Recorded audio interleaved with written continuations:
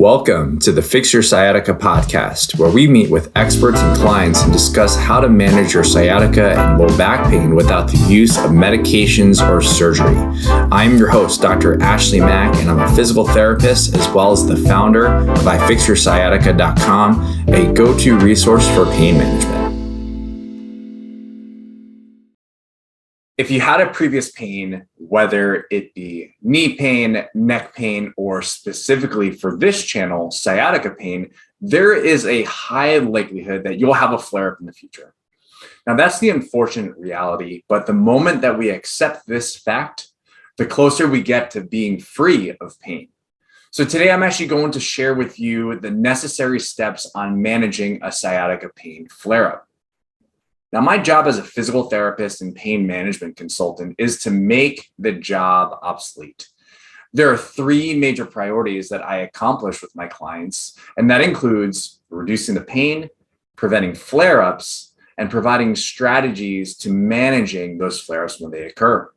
Hence, providing the necessary tools for my clients to no longer need my services. Unfortunately, the healthcare business model is built upon keeping clients long-term, which means that most providers are focusing on the first priority, just addressing the pain, but not enough time on the last two, preventing them from happening again and providing the tools in the event that pain comes back on. And it's time to change that model so that you, the listener, can be empowered and in control of your recovery. In previous episodes, I've actually talked about the causes of sciatica, and whether it be disc-related or arthritis-related. And I've also talked about the importance of maintaining proper movement mechanics to ensure that flare-ups occur less often. But it would behoove me to share with you the strategies on actually how to address flare-ups when they occur. Because once you can figure that out, you will be free from this vicious cycle of pain. And it is a 5-step process with a bonus 6th step. So let's get down to business. The first step into managing a flare-up is to ruling out red flags. Now, what is that exactly? A red flag is anything that would actually be causing your pain that is not orthopedic related. This includes cancers, fractures, and even organ dysfunction.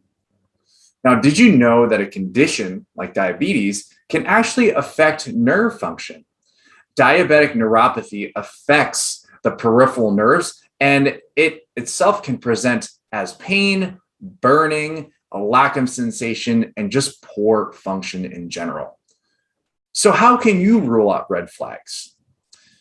Before implementing any sort of movement or stretching program to my clients, I ask these 9 questions. Since the onset of your symptoms, 1, have you experienced any nausea or vomiting? Have you experienced night sweats? Any pain that wakes you up at night? Have you ever experienced fever, sweats, or chills? Since the onset of your symptoms, have you been experiencing malaise, or what is known as general feeling of being unwell? Have you experienced unexplained weight loss or weight gain? And then have you had any changes in your bowel or your bladder function? And this includes diarrhea, constipation, bloating, pain with eating, pain when you are avoiding your bowel or your bladder, or just have any bathroom accidents? Or have you experienced a complete loss of sensation or function in any one of your extremities? Or have you experienced any numbness or tingling in your pelvic floor? If you answered yes to any of these previous questions, then it is time to speak to a doctor. There could be something else that is going on that isn't influenced by your spine or orthopedic issue. And so stop listening right now and find someone to help you. But if you answered no to any one of these, if you answered no to all of these questions, then it's time to move on to the next step, which is down-regulating the nervous system. When you have a flare-up, your nervous system is cranked up to a level of 10 out of 10, aka it is upregulated. But what exactly is an upregulated nervous system? So think about your nervous system, pretty much your circuitry, your brain, and your nerves throughout your body as kind of like a guitar amplifier. And there's 2 settings, regular and distorted. The regular guitar sounds is what you would typically hear in acoustic guitar music. You would just strum and you just hear the sound of the guitar. The distorted version is usually found in rock music. And what ends up happening is that you strum and you hear a loud reverberating sound from the guitar. And so an upregulated nervous system is like putting the amplifier on the highest level of distortion, which means that even the smallest strum on the guitar is going to result in a loud reverberating sound, just as I said. So a normal strum on the guitar will sound like a proportion of the force put into that specific stroke. And the same thing goes with sciatica pain. Remember, the sensation of pain is just an electric signal that goes from a specific body part, travels through your nerves, up through your spinal cord, and then into your brain. And this is where that electrical signal gets processed. And when upregulated, the signal can be perceived as pain. It is our job, yours and mine, to reduce that distortion so that you can go back to living pain-free. Now, how can we do that without stretching or moving? It is very simple. We do it by simply focusing on our breathing. There's this phrase in the nutrition world, specifically for us Americans, as being overfed and undernourished. This is a phrase coined by the author Michael Pollan, who is the author of The Omnivore's Dilemma. And what that meant was the typical American diet is filled with highly processed foods, and we eat a lot of it. So we have an abundance of food. But with those overly processed foods, there is a lack of nutrition and vitamins and minerals. If you're interested in learning a little bit more about how food in the food industry actually influences our health and well-being, I suggest that you check that book out, and the link to that book is going to be in the description of today's episode. But on the other hand, I think this phrase can actually be transferred over to our breathing patterns and mechanics. So the term, we are overventilated and underoxygenated.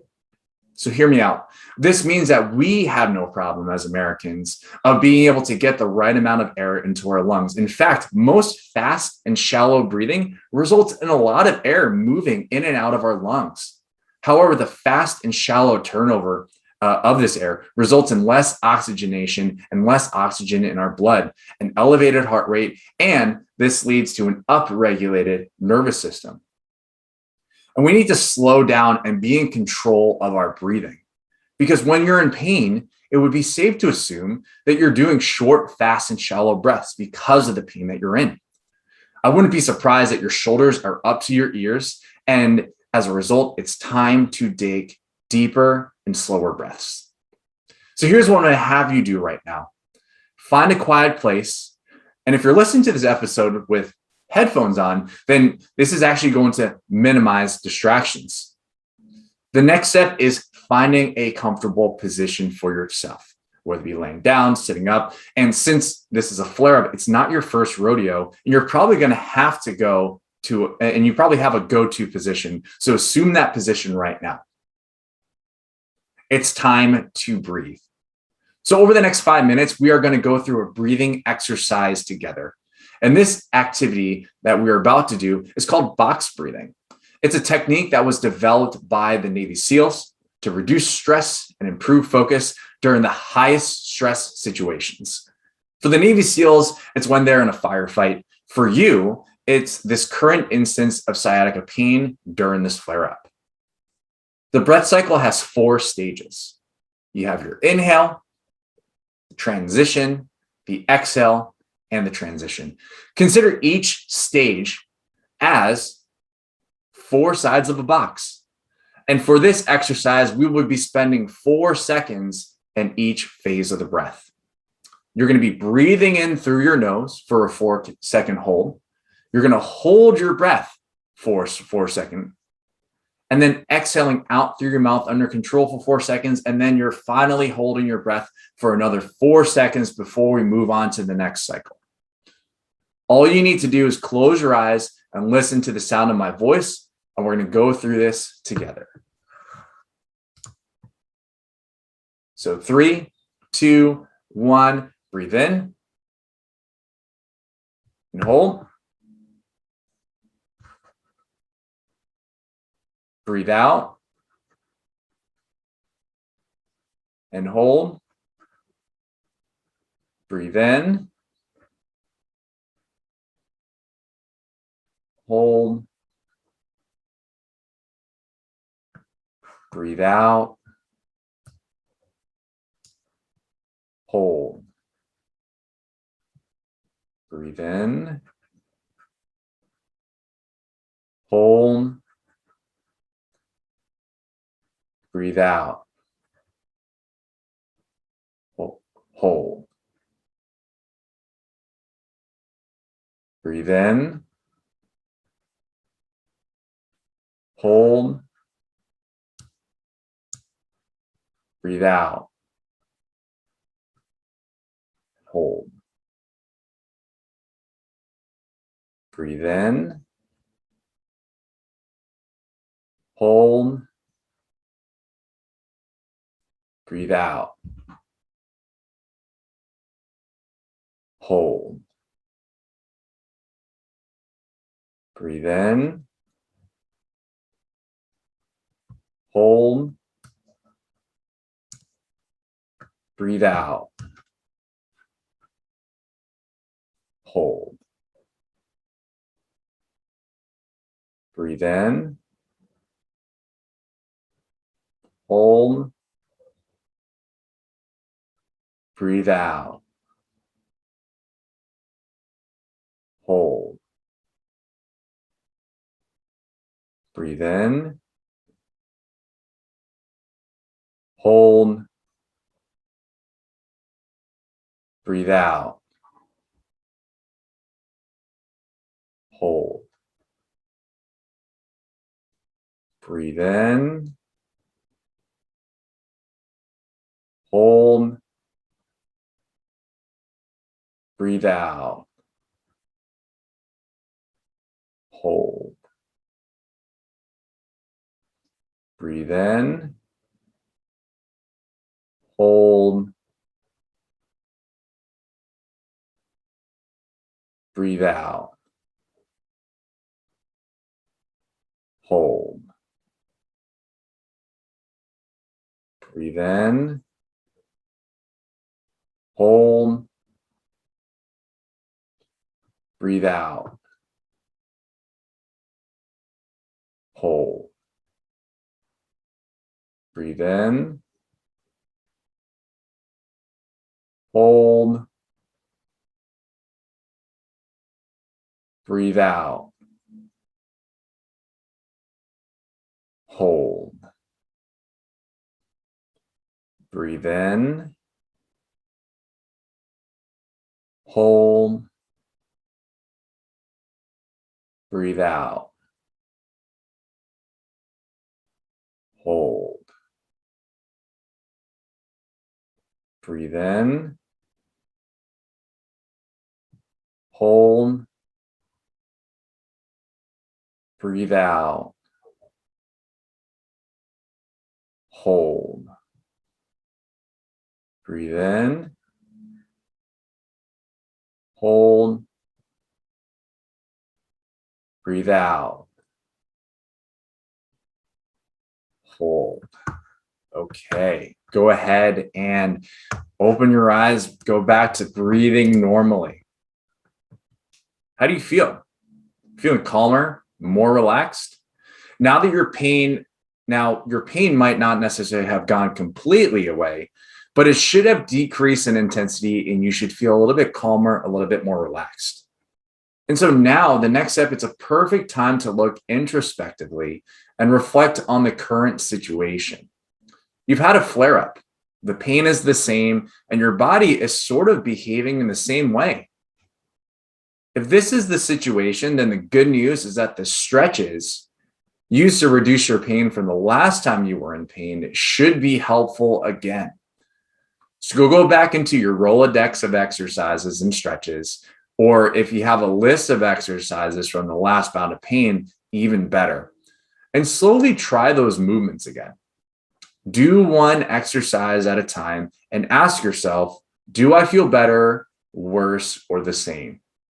If you feel better or the same, that indicates that your body tolerated the movement pretty well, and you could and should do that a little bit more often. If there are any movements or exercises that make your pain worse, then hold off from doing them for now.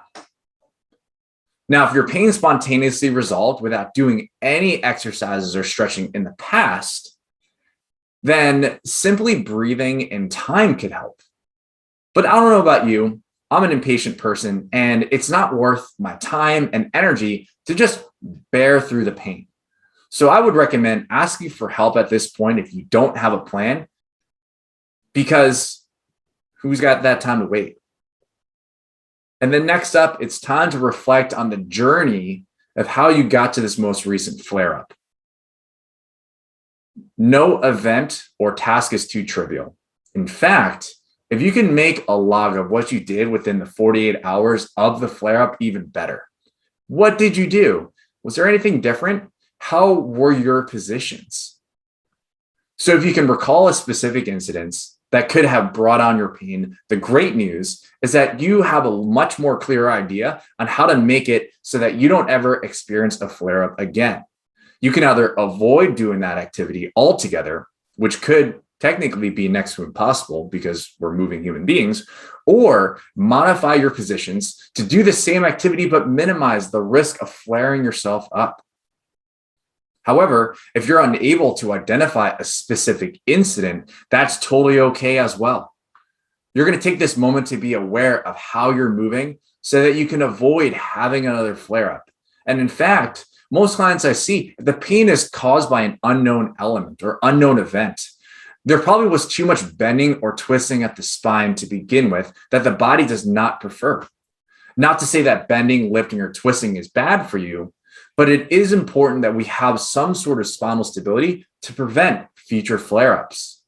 In essence, it's important for you to reflect on the previous day's activity to ensure that you make the necessary changes to prevent flare-ups. Now, if you follow these steps until about now, you should be able to have some sort of significant pain relief with your sciatica flare-ups.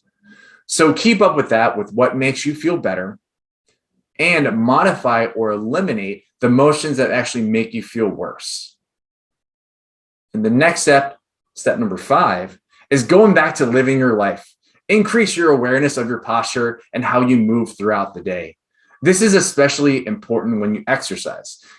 Now, I'm not a huge, take that back. I am a huge fan of physical fitness and daily movement. Not only does it do the body good because you're getting your muscles stronger and more loose, but there are also a ton of amazing mental health benefits to exercise. Most people think that they can turn their brain off and escape the real world when working out. And yes, you can for sure escape the real world when exercising, but that does not mean that you can let your mind drift away into la la land. In fact, this is an opportunity to be even more in tune with your body so that you can be aware of how you move and how you feel.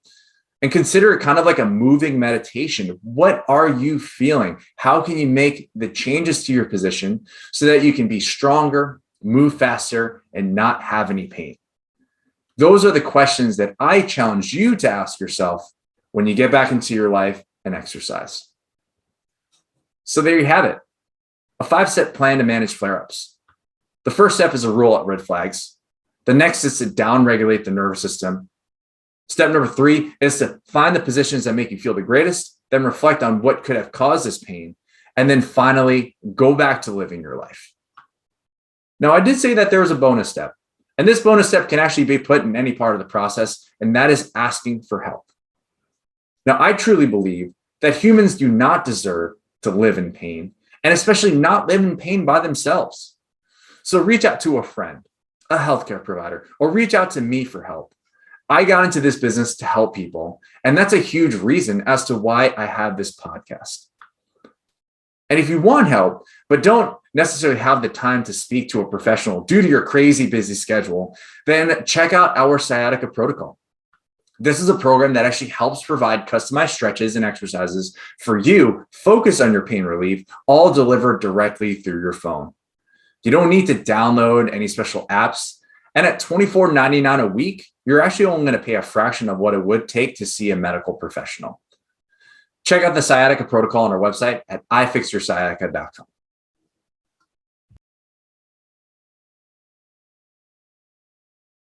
Thank you so much for tuning in. We hope you got some help from today's podcast.